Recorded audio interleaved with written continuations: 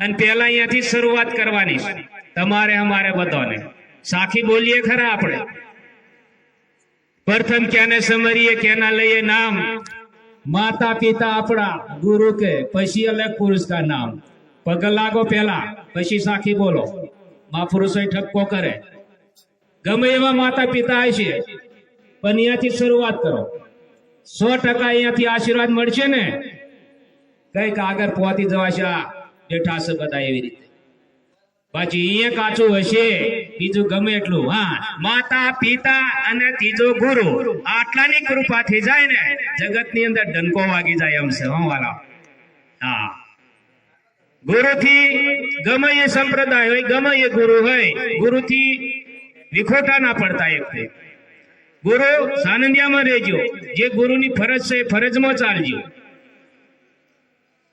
હા જે કઈક આગળ મહાપુરુષો થયા છે એ આવી રીતે જ થયા અને ગુરુ વગર આ જ્ઞાન થતું નથી આપણે જ્ઞાન મેળવવા માટે બહુ મહેનત કરીએ છે પણ થોડી અવરી થાય અવરી એટલે કેવી આત્માને ઓળખો છે આપણે હર કોઈ સંતો એ જ વાત કરી છે બીજી વાત કરી નહીં ભજનની અંદર આત્માને ઓળખો આત્માને ઓળખો આત્માને ઓળખો તો ખરેખર પહેલો જ આપણે એક એમ નક્કી કરવાનું કે આત્માને ઓળખવું હોય તો કઈ ઘડા કરવું પડે અને કઈ જગ્યા પર જવું પડે અને આગેલા જે મહાપુરુષો એ કઈ જગ્યા પર જઈને આને નક્કી કરી લીધો અને આપણું સુધી આ સંદેશો પહોંચાડે અને આપણે તો કે આપણે આડું અવરું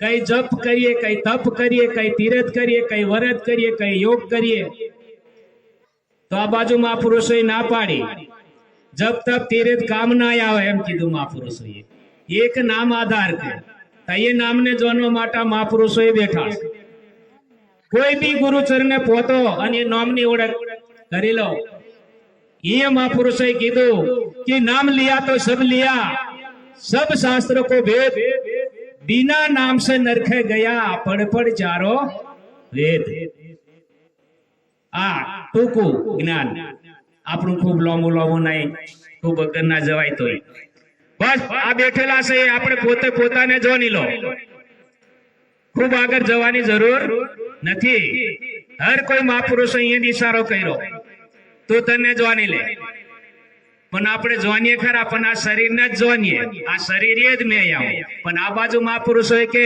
શરીર એ કઈક અલગ છે ને તું કઈક અલગ છે એને ઓળખી લે તું એમ હવે એને ઓળખવા માટે ગુરુ પાસે જવું પડે અને ગુરુનો ઉપદેશ લેવો પડે ઘણા હું તો થોડું ગુરુ મહારાજની કૃપા હશે કઈક અમારા રામદાસ બાપુની એમપી બાજુ પહોંચાડી દીધા મને ખુશકી પડવાની ને બાજુ પણ એટલું બધું અંધારું છે કે ગુરુ વગર અંજોડું થાય એવું જ નહીં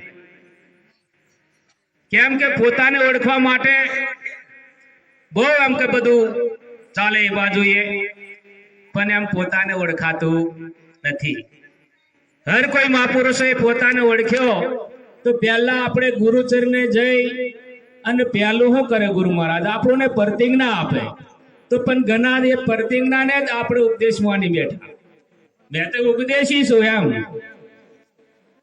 પણ એને ઉપદેશ કહેવાતો નથી એ આપણને પહેલું જેમ જેઠ મહિનો આવે એટલે આપણે પેલું ખેતર હોય એને સાફ કરવું પડે ને તો આ ખેતરનો પેલા સાફ કરવું પડે એ મહાપુરુષોએ પેલા સાફ કરાવે આપણને આપણા અંદર કોઈ વ્યસનો પડેલા હોય દારૂ મોસ ચોરી જુગાર વિભિચાર આ મોટા મોટા ઠૂઠા એ પેલા કાઢવું પડે અને એ નીકળે 100% તમારી કિંમત થાય ને થાય બાકી આ બધું રહેવા દઈને તમે ગમે એટલું તમે કરશો તોય મેર પડે એવો નથી એટલે પહેલા અહીંથી શરૂઆત કરવું પડે આપણે એને પ્રતિજ્ઞા કહેવાય એ પ્રતિજ્ઞાની અંદર આપણે બરોબર નિયમો રહેવું પડે અને એમાં પછી ગુરુ મહારાજ આપણને ઉપદેશ આપે અને એ ઉપદેશની અંદર આત્મા પરમાત્મા કેમ છે સર્વની અંદર કેમ છે મારા અંદર કેમ છે જળમાં કેમ છે ચેતનમાં કેમ છે એ સર્વની અંદર બધાનો અનુભવ કરાવે બતાવે નહીં કનાક ભારવારે મને બતાવે તા મોનું બતાવે નહીં દેખાય નહીં નક્કી કરાવે અને અનુભવની દ્રષ્ટિ કરાવે ગુરુ મહારાજ. જેમ સાકરની અંદર ગરપન હોય પણ એ ગરપન દેખાય નહીં અને કદાચ એને નક્કી કરવું હોય તો શું કરવું પડે? કાકા જીભ પર મૂકવું પડે તો શું થાય? અનુભવ થાય, દેખાય નહીં. એટલે સંતોએ આપણને એવો ખરેખર ઈશારો કર્યો. શાંતિદાસ બાપુ એક સરસ ભજન ની અંદર કીધું કે સાહેબ ઘટમાં એમ રહે. કેવી રીતે રહેશે એની કળા બતાવે. સાહેબ ઘટમાં એમ રહે જેમ તલીમાં રહે છે તેલ, પણ કે જ્ઞાન કે ગાની ફેરવી લો એમાં જોવો કુદરતનો ખેલ. પછી પાછળ કીધું કુસકીને શું પી લો કે એમાં તેલ ક્યાંથી મળે કે.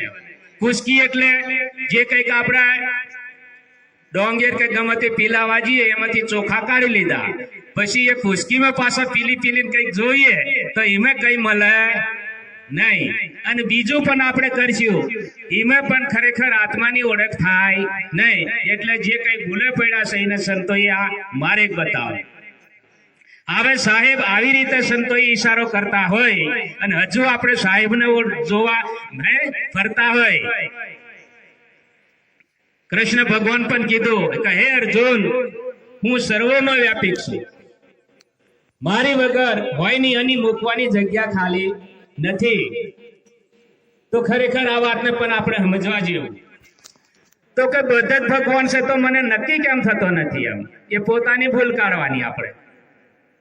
અને ગુરુ કર્યા હોય અને હજુ કદાચ આ જે કે છે એ પરમાને નક્કી ના થાય તો હજુ પણ આપણામાં ભૂલ છે.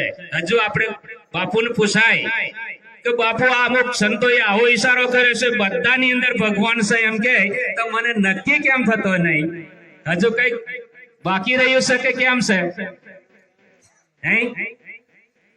તો એને પણ આપણે ખરેખર પૂછાય, ના પૂછાય એવું નહીં.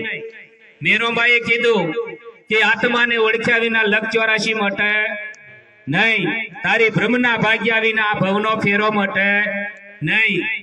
લો, આ ભ્રમના મટે ક્યારે? જ્યાં સુધી જે જગ્યા પર આપણે જવું છે ત્યાં સુધી આ ભ્રમના મટતી નથી. કદાચ મને કોઈ કતારા દ્રષ્ટિથી જોઈ લીધો કે રમનદાસ રમનદાસ એમ, પણ કોઈક ખાલી શબ્દથી જ રમનદાસ એમ કહે છે પણ કેવા કહે છે એમ એ જોવે નહીં ત્યાં સુધી એની કલ્પના મટે નહીં. એમ આપણે આત્મા આત્મા કરીએ છે પણ આત્મા કેવો છે, કેવી રીતે છે એનો અનુભવ નહીં થાય ત્યાં સુધી આ કલ્પના મળતી નથી. એટલે આને ચોક્કસ કરવું પડે, પછી કશું જોવાનું રહે નહીં. આપણે તો ઉપદેશિત હોય તો હજુ મેં ભગવાન જ ખોરું કે હજુ મારે જોવા પડશે કે આને નો ભગવાન પેલો મોટો જોઈ કાઢું કે મારે આમ જવું પડશે, મારે ગોકુળમાં જવું પડશે, મારે મથુરામાં જવું પડશે, મારે કાશીમાં જવું પડશે. પણ આ કાશીમાં કે ગોકુળમાં કે મથુરામાં નહીં, સંતોનો ઈશારો સમજો.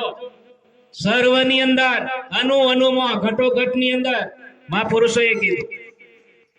આવી વાતના આપણે નક્કી કરવું પડે કે નહીં? પણ જ્યાં સુધી આ વાત આપણું નક્કી નહીં થાય ત્યાં સુધી આપણી કલ્પના મટે નહીં. નિરોધ બાપુએ કીધું કે રામ નામ રાખો હૃદયમાં, કાઢો કલ્પના કાચી, આદિ અંત ને મંદિર બોલે એ વસ્તુ છે સાચી. કલ્પના હશે ત્યાં સુધી સમજી જવાનું કે હજુ મને કલ્પના થાય છે ને આ મળતી નથી, એટલે હજુ કદાચ મને આ જેમ સેમ ઓળખાયું નહીં. કલ્પના મટવા જોઈએ. જ્યાં સુધી કલ્પના મટે નહીં ત્યાં સુધી આપણે ઈશારા સમજો. આ મહાપુરુષો શું કહેવા માંગે છે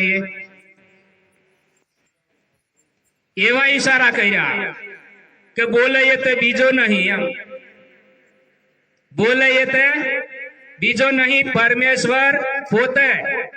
અજ્ઞાની આંધળો દૂર દૂર જઈને આવો ઈશારો તો એ દૂર જાય પણ આમાં કદાચ ખોરવા માટે પણ એક મહાપુરુષ ગમે તે ગુરુ પાસે જ્યાં વગર એ વાત પણ સમજાતી નહીં. ભલે બોલવા વાળો એમ કે પણ મન તું અડગું ત્યાં ક્યાં થડાય, બીજો નહીં બોલતો પણ તું જાગીને જો તારા રૂપને, ખોડી જોતા મેં પોતે ખોવાય. આ પોતે ખોવાય એમ છે પણ આપણે આવી વાતો સાંભળીએ ખરા, પણ થોડાક આપણે એ થઈ જઈએ, દોડાયા થઈ જઈએ. અહીંયા હું ગુરુ પાસે જાય, મેં તો બનેલો છું. કોઈ બી શાસ્ત્ર ની અંદર હું તો જોઈ કાઢે, ગુરુ જ બતાવે એવો થોડો સમજી લેજો. આ કાઢવા જેવું છે કદાચ હોયતા. હા, સંતો અહીંયા પણ ના પાડી, ગુરુ વગર મેર પડે એવો નહીં. એટલે બહુ ગુરુની ઉપમા આપવામાં આવી. ગુરુ પદ્ધતિ જાણજો સૌથી છે બળવાન, રામકૃષ્ણ જેવા પણ ધરતા ગુરુનું ધ્યાન. કેમ આવું બતાવ્યું? ગુરુ ગોવિંદ નો ખડો કિનકો લાગુ ભાઈ, બલિહારી ગુરુ દેવની કે મને ગોવિંદ્યો ઓળખાયો. કે ગુરુ વગર આ ગોવિંદ ઓળખાતો નથી. એટલે આટલી બધી સંતોએ આ ઉપમા આપવામાં આવી. ગુરુ કઈ મામૂલી વસ્તુ નહીં. એટલે શાસ્ત્રોમાં પણ સંતોએ કદાચ ભૂલે પડશે બનેલા ગમક એમાં ફરવા રહેશે એમ કરી પાસાવાળા માટે આ ઈશારો કર્યો. શું કહે છે? વેદ પુરાણ થી રહેશે ન્યારું. જુગલદાસ બાપુ કહે છે વેદ પુરાણ થી રહેશે ન્યારું, કે લખવા ભાખવામાં નહીં. કેમ નહીં કીધું? એ વાતને વિચારવા જેવું. પાછું નહીં કેમ કે તો કદાચ આપણે જોવા પડે તો મળે નહીં.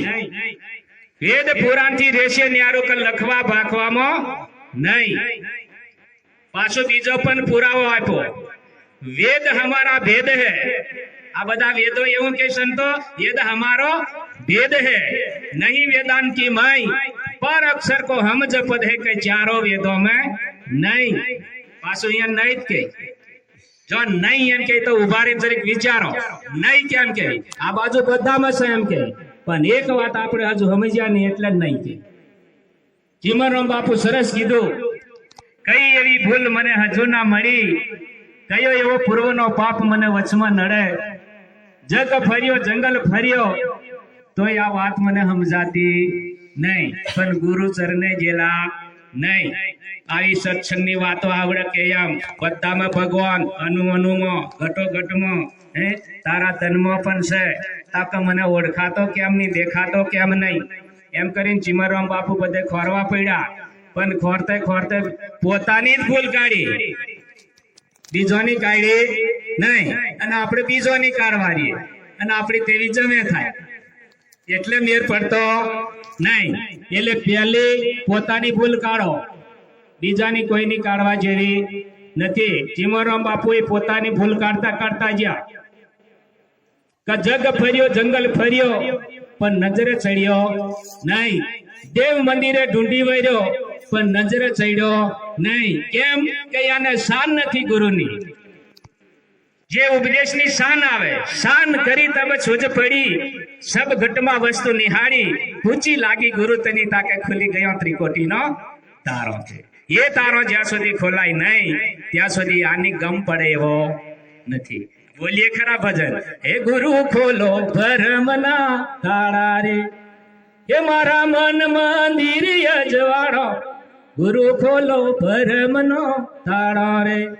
કેમ બોલવાથી મેર પડે નહીં, ખોલાય નહીં, એ તો જવું પડે ગુરુ પાસે. એટલે સંતો કીધું, ગુરુજી આવશે ને કુચીઓ લાવશે, જલ્દી ઉગેડશે કંબાળો.